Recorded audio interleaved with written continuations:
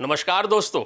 Retired major general GD Bakhshi ने बेहद चौंकाने वाली बात सामने रखी है, लेकिन उनकी बातों को बताने से पहले हम आपको ये बता दें कि ईरान, अमेरिका, इजराइल के बीच चल रहा युद्ध अब एक बेहद खतरनाक मोड़ पर पहुंच गया है। इस जंग को आज चलते हुए पूरे 31 दिन हो चुके हैं और हालात अब उस मोड़ पर आ गए हैं जहां से वापसी का कोई भी रास्ता नजर नहीं आता है।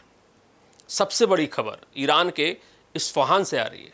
इस्फहान जो ईरान का परमाणु और सैन्य गढ़ माना जाता है, वहां पर सोमवार की रात आसमान नारंगी रोशनी से भर गया।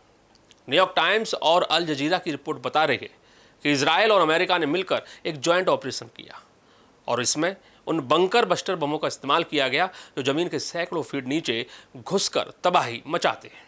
खुद अमेरिकी राष्ट्रपति डोनाल्ड ट्रंप ने इस धमाके का वीडियो सोशल मीडिया पर शेयर कर पूरी दुनिया में खलबली मचा दी। उधर तेहरान टाइम्स का दावा है कि ईरान ने जवाबी कार्रवाई में अमेरिका का एक खतरनाक MQ-9 रीपर ड्रोन को मार गिराया है।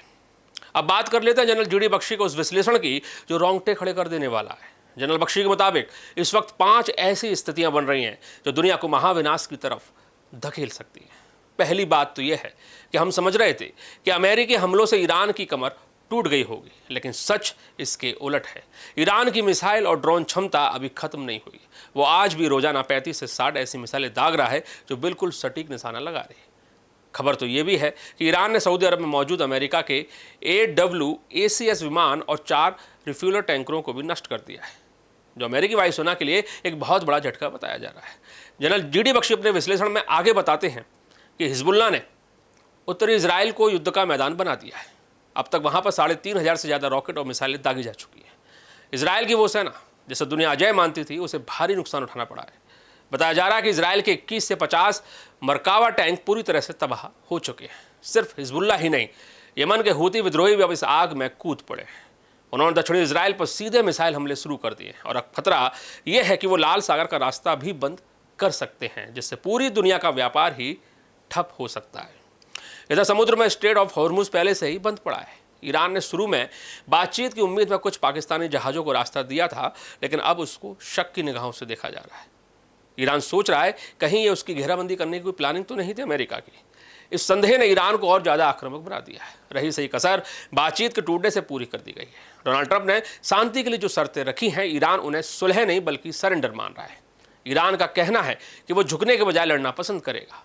ट्रंप के विरोधाभासी बयान आग में घी डालने का काम कर रहे हैं। अमेरिका ने अपने 15,000 सबसे घातक कमांडो, मरीन और एयरबॉर्न फोर्सेस को तैयार रहने को कह दिया है। अगर ये सैनिक हॉर्मुज के आसपास के द्वीपों पर उतरे तो यकीन मानिए लाशों का ढेर लग जाएगा।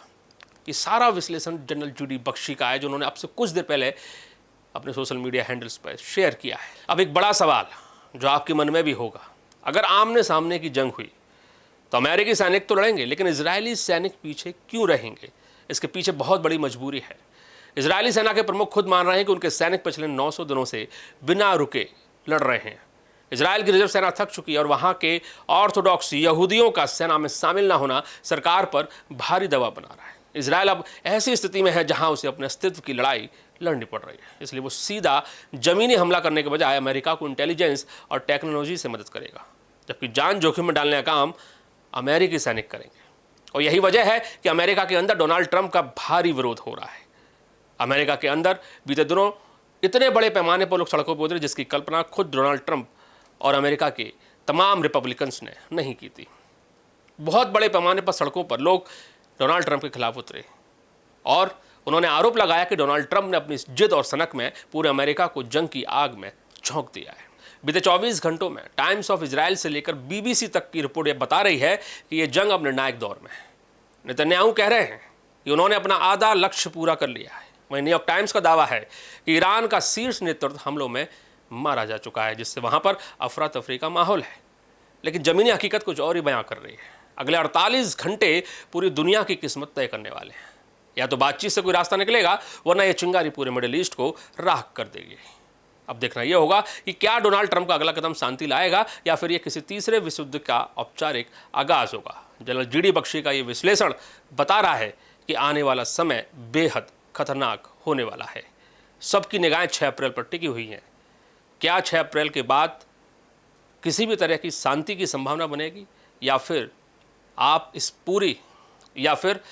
एक बड़ी जंग को होते हुए देखेंगे, जिसमें अमेरिकन सैनिक वियतनाम, इराक, अफगानिस्तान के बाद ईरान की ज़मीन पर उतरकर अब तक की सबसे बड़ी जंग करते नजर आएंगे। इस पूरी स्थिति पे आप क्या सोचते हैं, हमें कमेंट करके जरूर बताएं। हमारा विश्लेषण आपको अच्छा लगा हो तो लाइक, शेयर और सब्सक्राइब और फॉलो जरूर करें। नमस्कार।